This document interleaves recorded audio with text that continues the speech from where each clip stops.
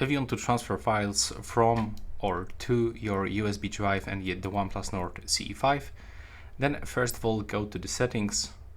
Now scroll all the way down, select accessibility, scroll all the way down and make sure that you turn on OTG connection. Now you will have to plug it in like this. After a few seconds it will be opened. Now go to the OTG and let's say that I want to move some files from my USB drive into the phone storage. So I will go into some pictures. Here I've got some screenshot, but maybe something different.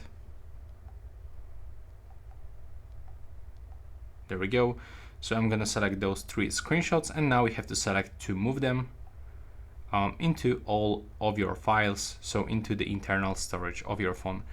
And now pick the destination. You can also create a new folder by clicking here, but I'm gonna put it in my downloads. Now I want to move it here, so I'm gonna click on it. And as you can see, we have to click OK. And now just remember that we moved them. So they are not anymore on the USB drive. We just completely move them to the phone storage. But if you want to only copy something instead of the moving, like I did, then you can just click and hold it. And instead of selecting move, you can just select copy and it will actually look the same.